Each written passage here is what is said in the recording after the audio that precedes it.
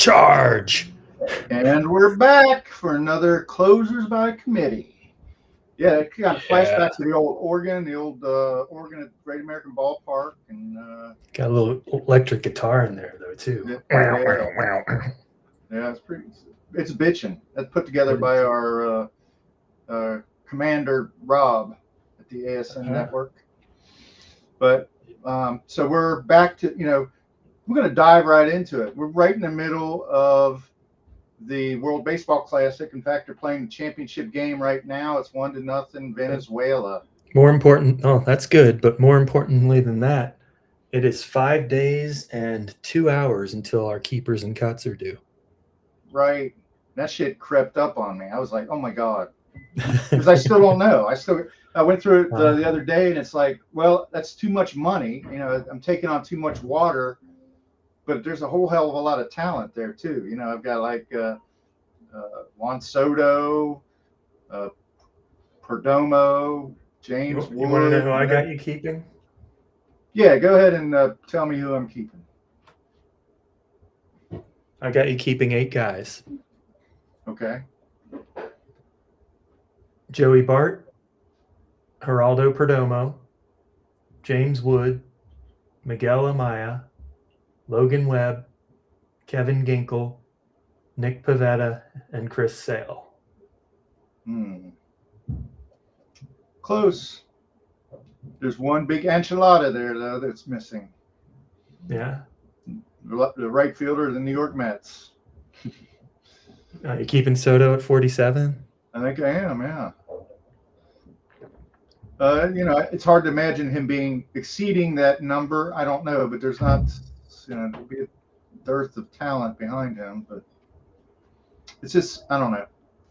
Yeah, it is a big number. If he runs again, I mean, maybe. Right. He's got one of the biggest discrepancies between the tout wars and labor prices. Right. We'll get into that here in a bit when we go to the bottom of the third. But for right now, it's the opener. That's the clever little intro I've come up with. Opener. Yeah, here we go. So the WBC, this is the news, right? Hold on, time for the bulk reliever. Right. He's only pitching to one batter. Now they're playing matchups on that. But no, they can't even do that anymore, right? You got to pitch to 2 batters at least. Yeah, pitch to 3. 3, right. But USA versus Venezuela is going on right now. Nolan McLean versus Eduardo Rodriguez. Right now it's 1-0 Venezuela. So it's funny how that shakes out, right? We got like a real world matchup here. Yeah. Venezuela wins this one. It's going to be Katie barred the door, I guess. But if Trump's already trying to take credit. He's hedging his bets. Yeah. I wonder if he has anybody staged to crash that party if the USA wins that.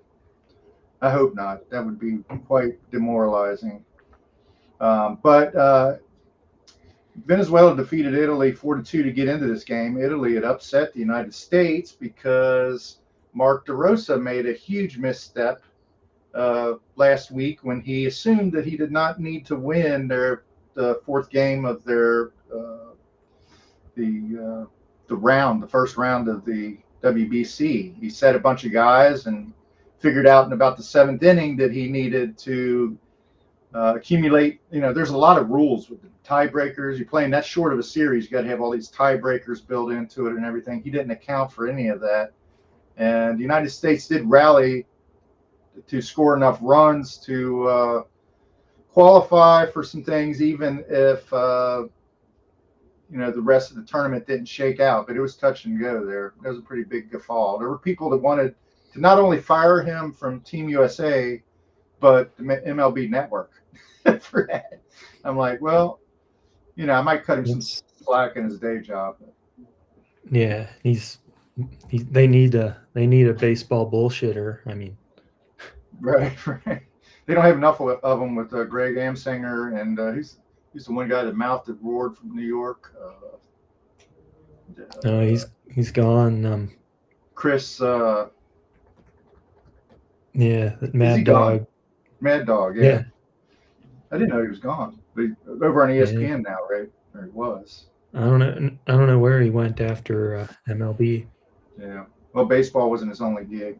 But anyway, they'll finish that game after we're done, so we don't know who's going to win the WBC at this point. But there's some other news that's going on. Spring training, they're wrapping up their schedule, waiting for their players to come back from the WBC. The Guardians sent top prospect Travis Bazzana back to AAA. There was some overtures that he might make the team. He was the #1 draft pick in 2024 overall, second baseman. He's got a great future, but he's going to have to wait a little bit. So, yeah. You got a feel Almost for him? all the transactions right now are people being sent to the minors. Yeah. Now, is he one of these guys? Do you think the Guardians don't usually play cheapskate, right? I mean, do you think they're sending him back just to get his because of his eligibility? I don't know their team situation. Maybe he's the only one with options in a certain situation or something. Who knows? Right. But he'll probably be up at some point. And that's quite the Seems rise like, from yeah. Better news for Kevin McGonigal. He seems to be making the Tigers out of spring training as their starting shortstop. He's another huge American League. Throwing my love to the American League here. Shortstop. If you've got a mixed league or an AL only league, he'd probably be a good target even in a mixed league. Wouldn't you think? I mean, sure. And we got the Lebowski draft coming up. He'll probably be taken, I would imagine, in that one. I'm the commissioner of that league, and I don't even know I know it's a Friday. It must be this Friday. It better be this Friday. It's like the last Friday. Yeah, it is Friday. Actually. Yowza. I don't know the time, but I think it's this same bat time we're at, same bat channel.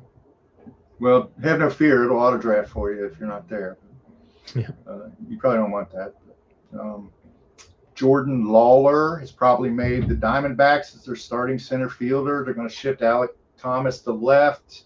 There's talk of even when Lourdes Gurriel comes back from his injury, he may be pressed into DH duties. And so maybe Lawler is up to stay finally. He's finally found his niche. Do you know when Gurriel's due back? I think June or so, I think.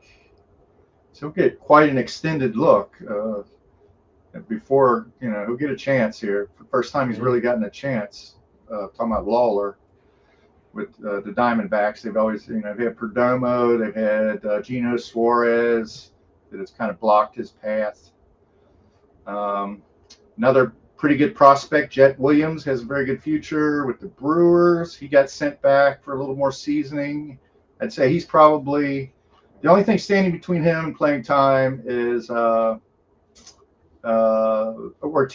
the shortstop Ortiz, which he's a solid major league player, but he's, he could be viewed as like a middle infielder, bench guy. Is that Joey? Yeah, Joey Ortiz. Not a bad little player at all, but Justin Crawford, this is no surprise. He's been touted as the Phillies center fielder for all of spring training, and it looks like he'll enter the season that way. Although he has a nagging injury right now. I'm not sure what that is. But he's a little bit more of a tantalizing prospect than like Josh Rojas. They got a little bit more offensive upside there in center field with Crawford, I think. The Cardinals, in their attempt to solve their outfield issues, may be turning to a veteran named Nelson Velasquez, who has pretty good power. Not necessarily non-base machine or anything, but might put up some numbers. Cardinals are going to suck. Yeah, they are. I almost said unfortunately, but no, not unfortunately at all. That's fucking awesome, right? Sorry if I start to snort when I laugh when I talk about the Cardinals' misery. But they put us through plenty. Yamamoto will get the ball for the Dodgers on opening day. I guess that's not a big stunner. Zach Wheeler is finally facing hitters, and his rehabilitation from thoracic outlet syndrome surgery. Is that how you pronounce it? Yep. Yeah. He's got the less serious one. He's got the one Merrill Kelly had, not the one that the Dark Knight had. I tell you what, man. A couple of years ago, that guy was as far as my money goes, he was the best starting pitcher in the National League. Zach Wheeler. I went and watched the Reds face him on a businessman special. It lasted about an hour and 45 minutes. He just went out there and just blew him away. You know. I love those quick games. Yeah. It's funny how those games always get resolved in less than 2 hours on getaway day. Yeah. You know, if it's Tuesday night, they might go 12 innings or whatever, 3 hours. But not so good news for Hunter Green and the Reds. He had some loose chips in his elbow that had to get surgically cleaned up. Unfortunately, he had this last season and did nothing. Bone spurs and loose bodies. Yeah. He had this all winter, and the Reds, they didn't do anything. You know, I don't know. It would have been nice if they got on that a little bit, you know, ahead of that a little bit, because he's very integral to their success going into the season. Speaking of the Reds, Matt McClain has been named second. He'll be batting second. I don't know. Normally, you just name a guy's a position. I know you're not a huge Matt McClain fan. I still have some hope. Batting second?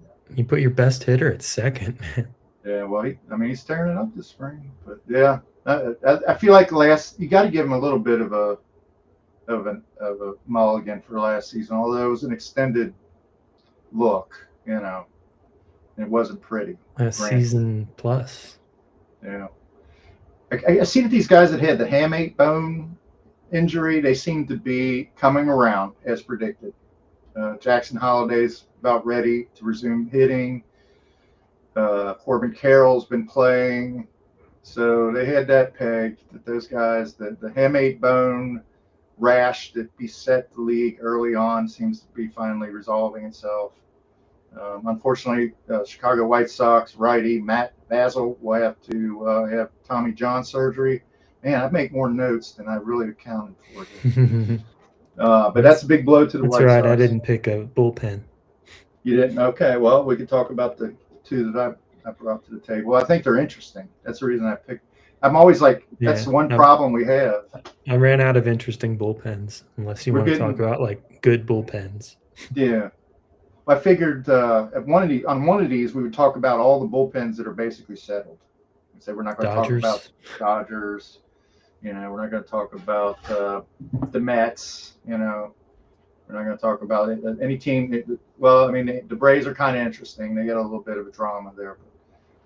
One huge thing, Seiya Suzuki suffered a knee injury during the WBC. That's like the worst nightmare. I haven't heard any MRI. I know he went for an MRI.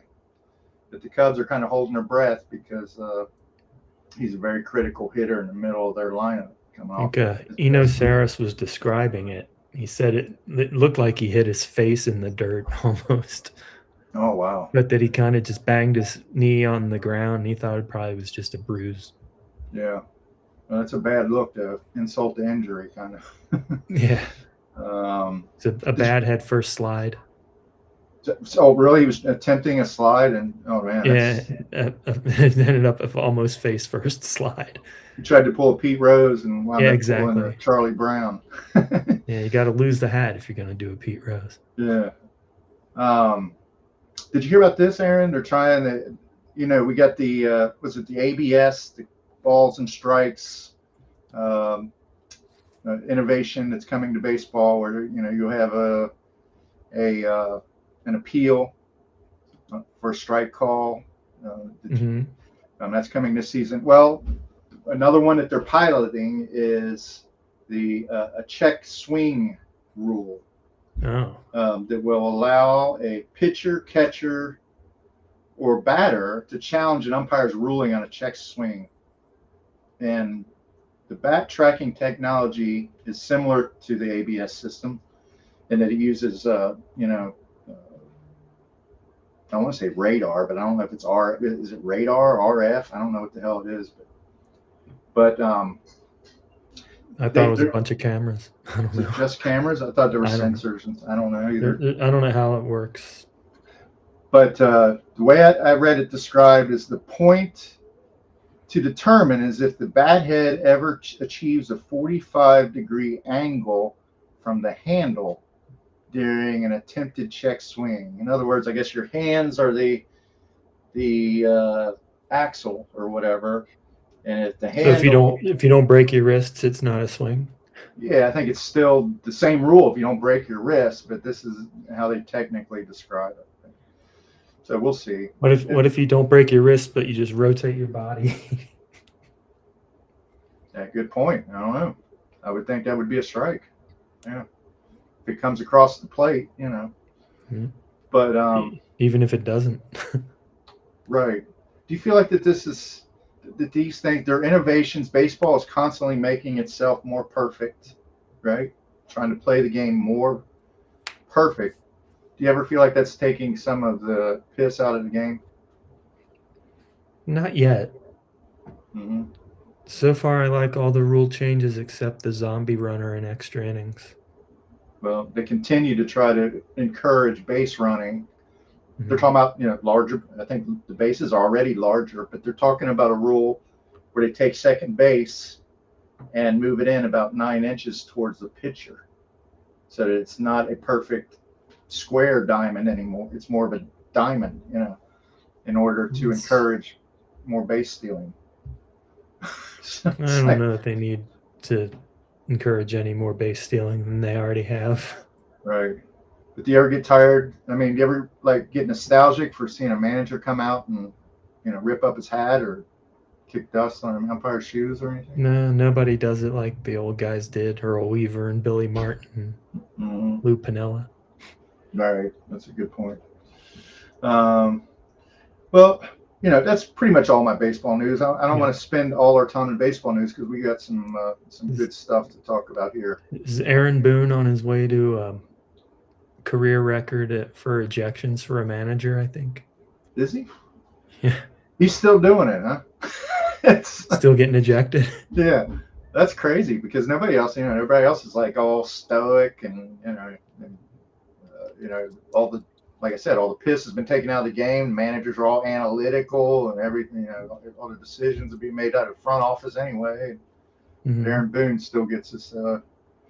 But you remember when we had Bell, and Bell would have that stoic face on in front of the cameras and stuff, and then he'd go out on the field and lose his shit. He's about the last.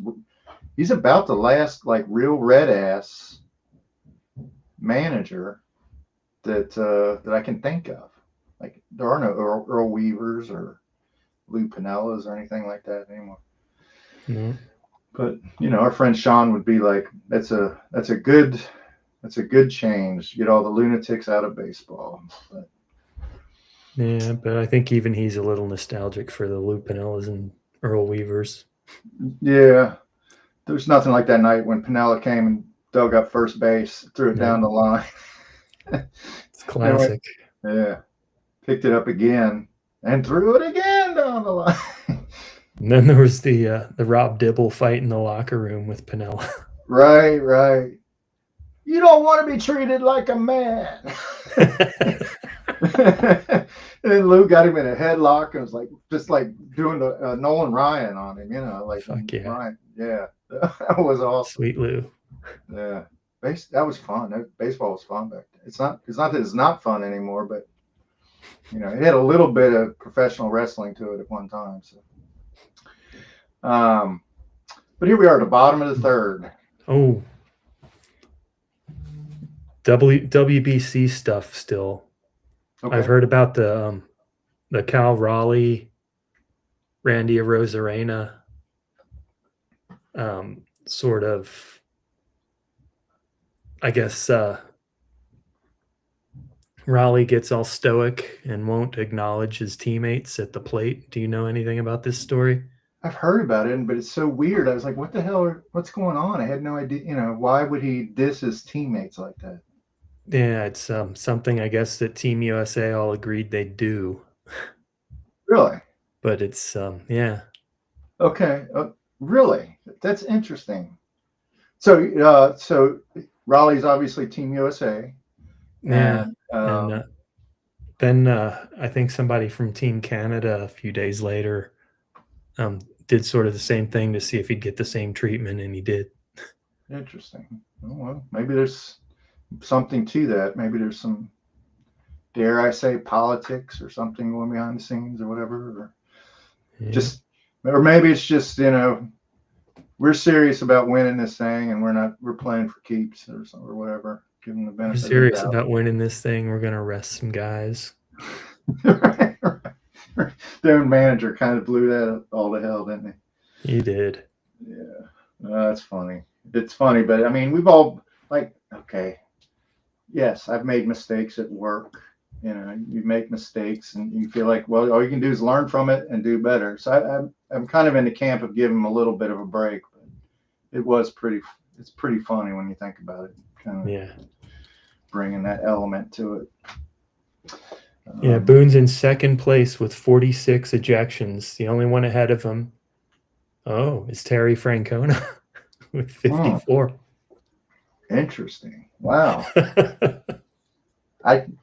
It seemed like he got hot a couple in 3 times as many seasons. Huh. Yeah, it seems like 8 seasons versus 24. I do recall Francona getting a little hot under the collar a couple times and spitting some tobacco juice out at the ump, and everything. But nothing like back in the day when you could. No, I'm thinking of back in the day when he was managing like the Red Sox. Yeah. Well, a lot of times the umpire, they won't even let them get out onto the field. They'll throw them out of the game from, because they're giving them shit behind the plate. And of course, then they come out. Then they come out and get in their face. Anyway, so it's 2-0 Venezuela now. All right. Yeah. Well, here we go. Bottom of the third. And so this is our. If they win, they don't have to become the 51st state. Yeah, right. They got a little skin in the game today, I guess. So here's our rotisserie segment, bottom of the third. This last weekend they had the Tout Wars draft. That followed, or the labor draft was a couple weekends ago. So we have a little bit more data of what some of the experts in rotisserie baseball. We only pay attention to the NL only of those because they most closely correspond with our own league. Right. Kind of get a gauge for what the values of our players will be in our draft. So Aaron, you've created a sheet. I want to share that sheet out that we can check out some of these values, and maybe you can explain your formulas. Well, they're not formulas so much. I just punched in the numbers that they published for labor and tout. Well, you did do some simple math. You added the two values together. I added them together and sorted descending by that, just so you can see the top guys at the top. Let me maximize. If I maximize that, that's going to be a little better to read on our podcast here. So, so we can see right here at the top, Shohei Ohtani, no surprise, the most valuable. Go ahead. Yeah, I don't know why he's only 45 in labor, but it seems like he's both pitcher and hitter there. Yeah. 70 in Tout Wars. I'm going to have him for 61 for the next 3 years. Right. Going to make everybody miserable with that. So. Yeah, fuck him. Then, So you've got this draft strategy that probably makes a lot of sense if you can pull it off, and that's you've got two very expensive players here. And then you have almost all your rest of your roster are $1 players. Well, entirely all the rest of my roster is going to be $1 players until the draft. Right. So it'll be Ohtani, Acuna, and 8 $1 guys. But there are some good guys. There's like Stowers is in there. You got the closer for the Pirates. You've got I thought you had Pagan, but I guess you don't have Pagan. No, I was in Lebowski. Okay. But I got 2 of the Cardinals starting rotation for what that's worth for $1 each. Liberatore and Palante. Yeah. Well, Liberatore, that's a quality $1 pitcher for sure. Yeah. And Palante could. Alex Vessier and Robert Gasser each for $1. Yep. So so in other words, for people who are wondering, that will give you a two elite, two of the top 3 players in the league, at least position players, or I guess just players. Yeah, basically. players, because Ohtani's a pitcher too. But it'll leave you plenty of money on draft day to fill out the rest of your roster. So yeah, Ohtani's a 9-category stud. Mm-hmm. Yeah, right. And up until now, we've only ever had 8 categories. We're moving to 10. Right, we're going 5 by 5 after. I heard a fantasy expert this morning on rates and barrels, and he was introducing all these different formats. One of them was called Best Ball. I had no idea what he's talking about, but it was like you would draft. Do it every month. Yeah. Yeah, that seems a little weird. I mean, be a lot less satisfying to win a 1-month-long season. Yeah.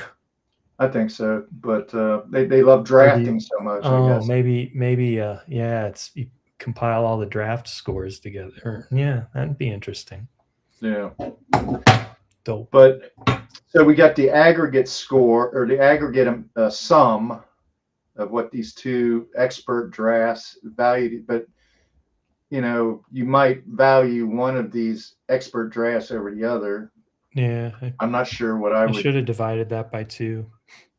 Yeah, well, it's still. I still can. It's still good gauge though. Yeah.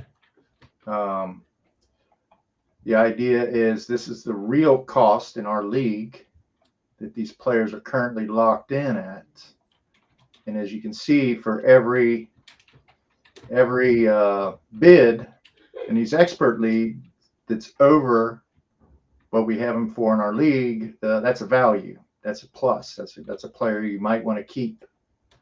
If it gets to a point where we got $66 for Rafael Devers. There we go. I just divided them all by 2. Okay. Do I need to refresh? No, I see them. Divided by 2. Okay. Gotcha. Yeah. So then you get a ratio, of the 2. But look at some of these other players. Trey Turner, top 10 player, Trey Turner.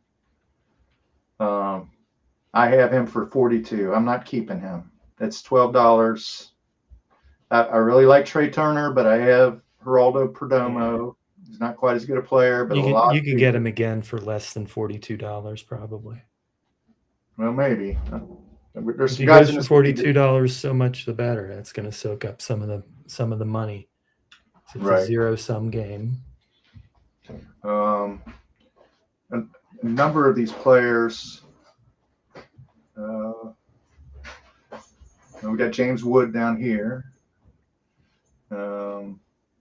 He seems to be finally start hitting. I was starting to worry about him because he had a terrible spring following his terrible second half last year. But I'm sure he's going to be fine. Can't worry about spring numbers. Let's talk about Webb. You thought I might keep Webb. I would love to keep him, but I think 32. How many innings is he going to get? Well, I mean, he is a workhorse, right? Yeah. So let's see here. I don't think he racks up the strikeouts the way that someone like Sale or Pivetta do, like I have. Yeah. He's going to be hovering right around 200 innings. Yeah, he's an artist with that baseball. 13 to 16 wins. He's one of those guys I love to watch pitch because he paints the corners. If you're going to get him, it's usually in the first inning for a run or two. A low 3s ERA, like a 117 WHIP. Yeah. Well, I'd offer to trade him to you, but he's not $1. So No, I would if he was out there in the pool, I would probably pay the. What do you have him for? 32. I'd definitely pay 32 for him. Let me see what I've got him valued at. I've got him anywhere between $34.40 and $40.79. I want to see how this 5x5 plays out, because he will get about a strikeout an inning. He might strike out a little more, but He's going to get 200-ish strikeouts. Yeah, 190s, 200s. Well, I haven't submitted my roster yet. Maybe you're talking me into it here, but Yeah. all right, here we go. 109 whip last year. Wow. Yeah, he's good. He's good. Let's see. Machado, I'm throwing him back in.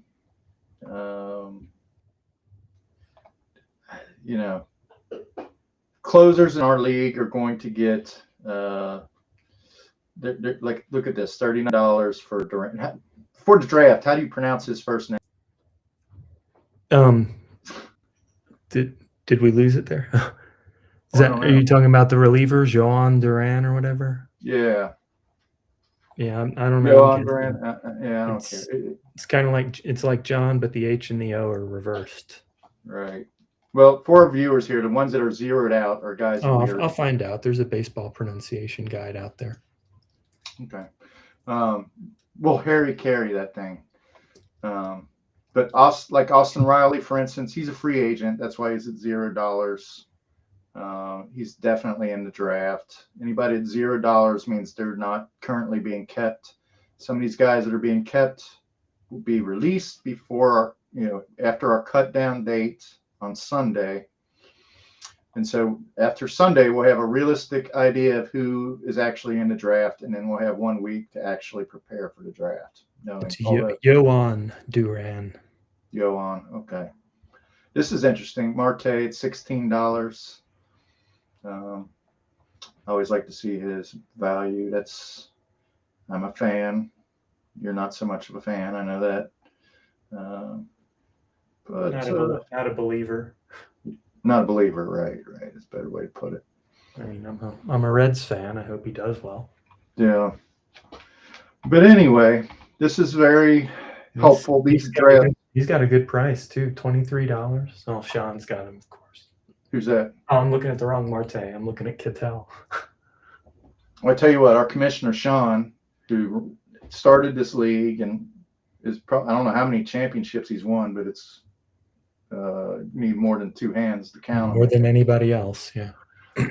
His roster this year is uncanny for all the free agent pickups he made all year that are absolute studs, or at least very promising young players like Augustin, the catcher for the Mars. Yeah, the catcher for the Mars. Augustin Ramirez. He's got him for $10. You probably can't keep him. He'll probably go back in the draft, but he's a very good. He might not. He might keep him. I don't know. But he has here's who I've got Sean keeping. Okay. Ketel Marte. No, Ivan Herrera, Ketel Marte, Ellie De La Cruz, Luis Garcia Jr., Corbin Carroll, Brenton Doyle, Daniel Palencia, Robbie Ray, Trevor McGill, and Matthew Boyd. Yeah, that sounds about right. Without having his team in front of me, I know he's got a lot of other guys. He's got like Cade Horton from the Cubs that had a very good year, but I don't expect him. He's a free agent $10 guy. Right. So yes, he just has a very solid number of. He's going to keep Palencia as his free agent $10. Oh, that guy's filthy too. That guy he was closing for, I forget which WBC team he pitched for, but he's off the hook. I traded him to Sean for some dollar guys when I was throwing in the towel. Mm-hmm. back in, was that late June? Sounds about right. Yeah, you kind of had a seismic shift in your strategy there. Well, I wasn't going to finish anywhere near first place. Yeah. Well, and I did have I had a epiphany. Yeah, I'm curious to see how it works out, but I prefer to look down on the issue rather than up at it. But we'll see how it goes. Yeah. Did you finish second twice in? Well, still there? There you go. I'm going to go ahead and stop sharing here. Okay. Did you finish second twice in a row? I don't think so. No, I finished third last year. And so you're climbing the ladder. Yeah. Okay, here we go. And hopefully you get right there, but I step on your fingers right at the end and I get to the top. It's ruthless. It really is. But why? Let's see. Well, what is going? Oh, there we go. Now let me get rid of. Why do we still have a third? It's your screen. Right, but I stopped sharing. Yeah, it's there if you need it again, I guess. Let's get rid of it. There we go. There we go. All right, so that's our rotisserie. Nobody gives a crap about our rotisserie team, but we're going to tell you about it every week anyway. But, maybe you'll get some kind of peripheral thrill from our successes or failures as the season progresses. But we do like to. You'll just ridicule us for playing fairy tale baseball. Yeah. Or you're playing checkers when you should be playing chess. You should be playing best ball. That's whatever. You guys are so old. It's an auction every month. It might be worth. I don't know. That'd be exhausting. Yeah. Couldn't do that more than once a year. Right. And then we'd have to meet those guys every month. How awful would that be? I'm already trying. Not looking. You know what? I've been wanting to mention this. The next No Kings rally is draft day. Yeah, you'll miss one. I'll miss one. But we'll see how that goes. I got a little bit of trepidation, but I've got a good state of mind about it. But all right. So we do like to go over some fun baseball stuff that's not quite so geeky. And I thought maybe top 10 players you have seen play in person would be a good subject to cover. So do you want to think about that, Aaron, while I do it, or you want to go first? Joe Morgan. Yeah. Are we going to take turns, or are we going to do tens? Okay, I'll match your. There's gonna be a lot of reds here. Okay, I'll try and do 10 here. Joe Morgan, Dwight Gooden. Okay. Nolan Ryan. Yeah. Joey Votto. Oh, that's a good one.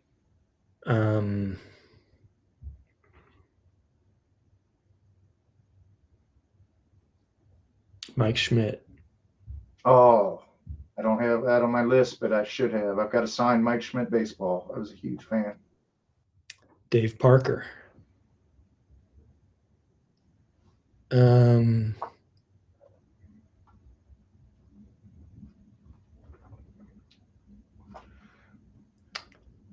am I at? 6, 7?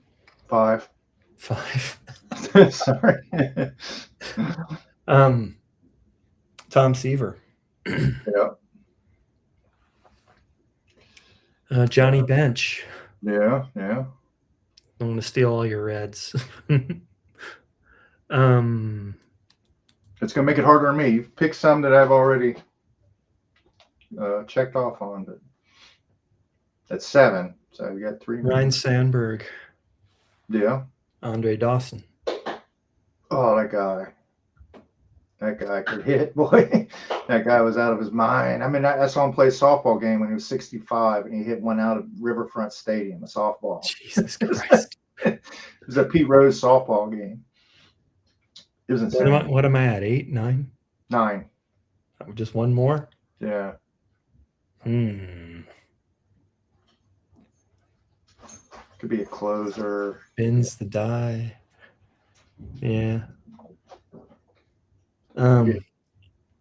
Scary, most intimidating closer that I've seen in person.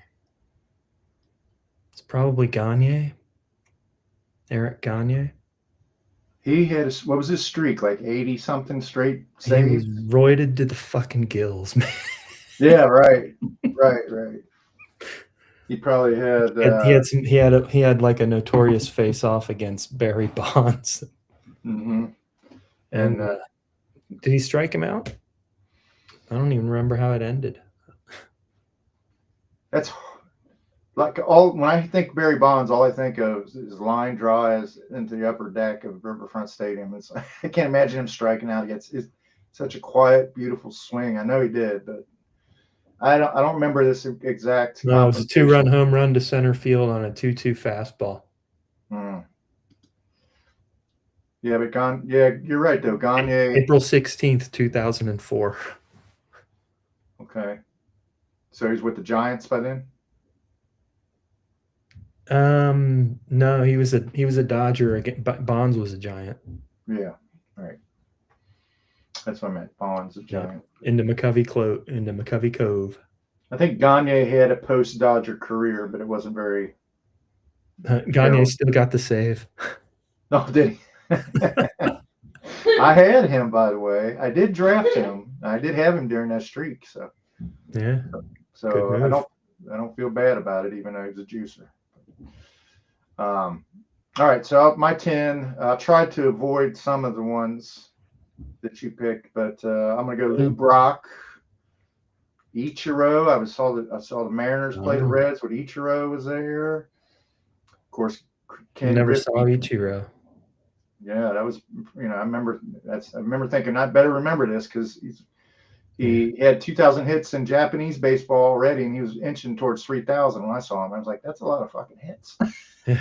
It's like this guy can play baseball. He blew on by. Yeah. And he's one of these guys that said, well, if I knew that people wanted me to hit home runs, I'd just do it. Right. Yeah. And in batting practice, they say he's one of the most impressive batting practice hitters in the world because he just, he hit balls into the seats all day long, and everybody thinks he's just a slap hitter or whatever. Yeah. Easier to do in batting practice than in a game. That's why that's true. He just gets hits. Yeah, right. His arm, man, that laser strike from Ichiro. I used to love the way the announcer would say Ichiro. Yeah. What's his name? Riz? Something. Yeah. Rick Riz. Yeah. Ichiro. Steve Carlton. Good one. Ken Griffey Jr. Another good one. Of course. I'll say Aaron Judge. I don't think I've seen him in person. Remember when I threw out the first pitch? Yeah. I've never seen the Yankees in person, I don't think. Yeah. Well, I got to hang out on the field so I could see into the dugout and stuff. So I was pretty close to Judge. He was beast. Yeah. I'm going to say, Ozzie Smith. Good one. Play a lot. Now it's getting rough because I don't want to take up the Reds. I'm going to say Willie Stargell. Good one. I saw him play. Let's see. Tim Raines, Ricky Henderson. I saw Ricky Henderson play. I've never seen Henderson play in person. I saw him at Old Comiskey, the last year of Old Comiskey, 1990. Okay. And it wasn't an official game. It was rained out in like the fourth. But it was like 10-1 A's. Well, he was somewhat controversial because of his ego, but he's just one of the greatest he is the greatest leadoff man of all time. There's no doubt about it. Rest in peace. I'm going to say this, even though I don't know. No, that's cheating. But I did see Willie. I'm going to say I did see Willie Mays in person at the ballpark, and just seeing him, even though he was in a ballpark. You didn't see him play. No.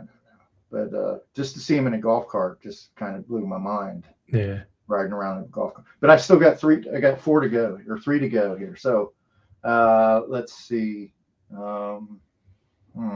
Andres Galarraga, man. I'm gonna say Rock Reigns though, because you brought up Tim Raines.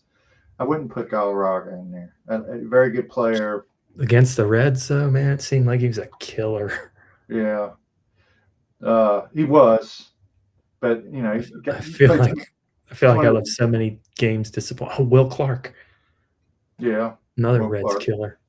Yeah, I got 2 more here. That was a good one. Good, and let's see.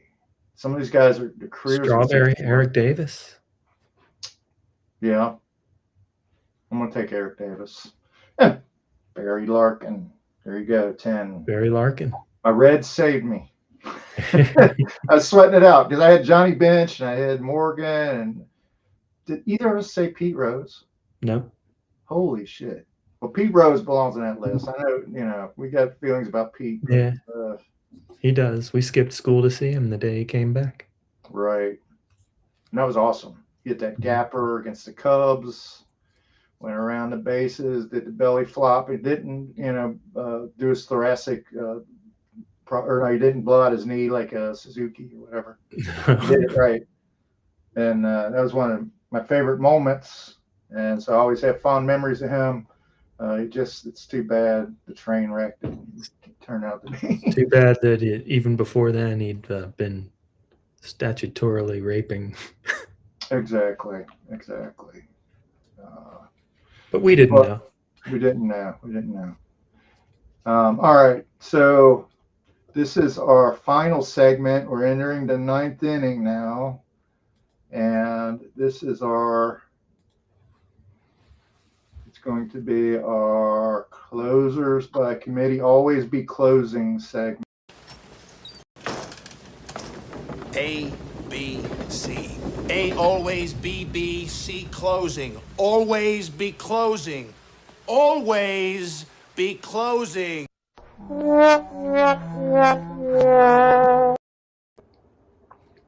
All right.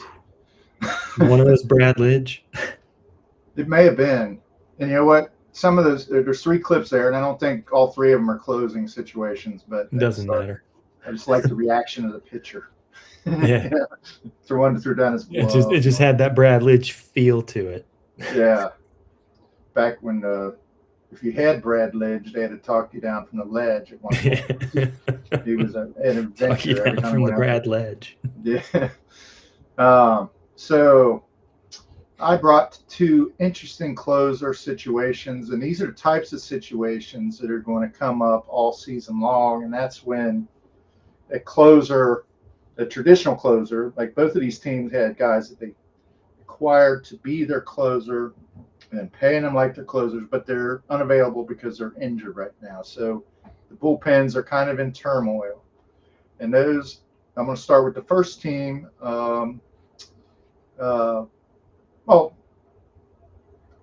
Man, that was so beautifully done. But really, the Brewers, McGill has a little bit of an injury, but I don't think it has any bearing on his status right now. But it is a contested bullpen. Talking about the Milwaukee Brewers. We have Trevor McGill. He's kind of the incumbent, but he's coming off an injury last year.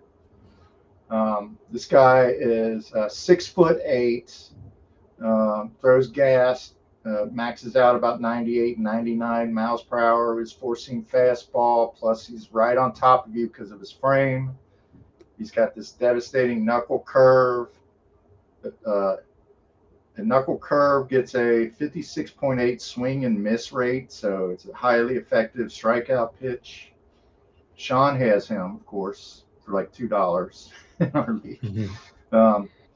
But he's the incumbent. He's probably going into the season as the closer.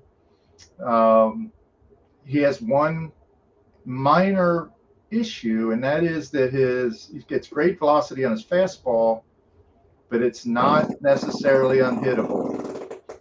And are you okay? Yeah. Oh, okay. It's not necessarily unhittable. I muted when I farted. No, you didn't. That got in. But it's not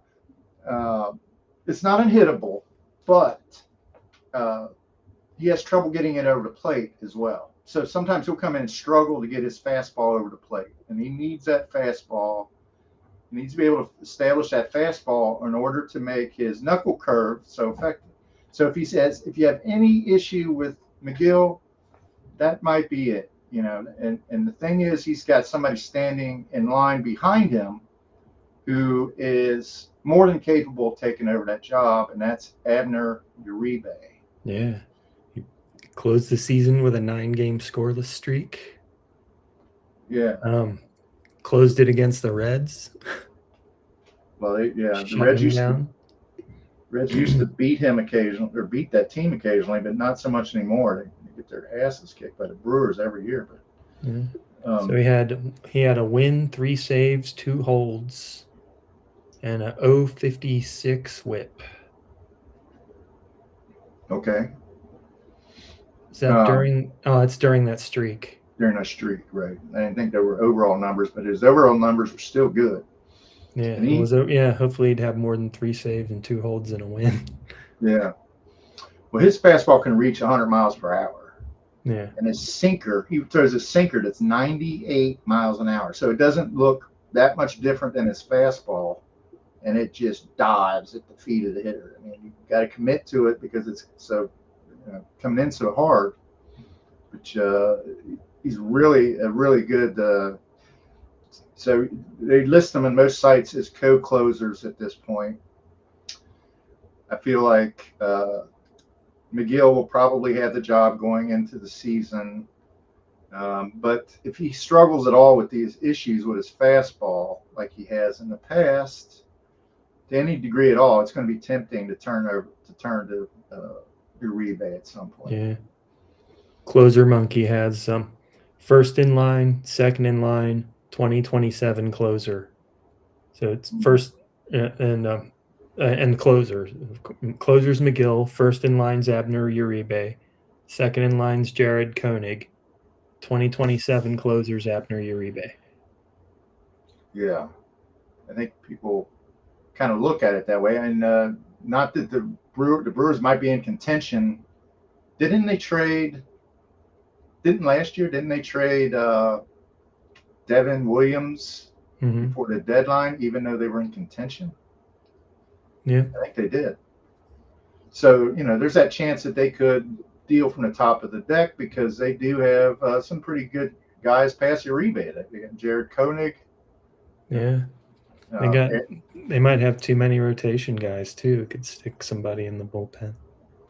They've become a really good.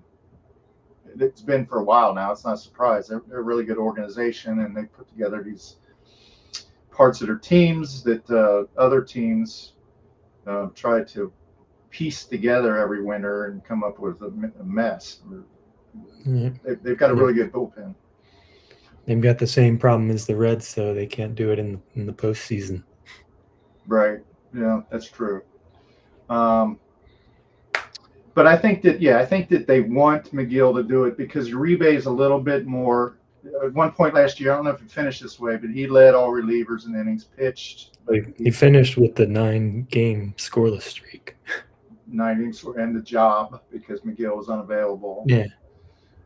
So I feel like the hierarchy will not change because they look at Uribe as somebody that's more dynamic, that can come in early in the game, get out of jams. Put him in the fireman role.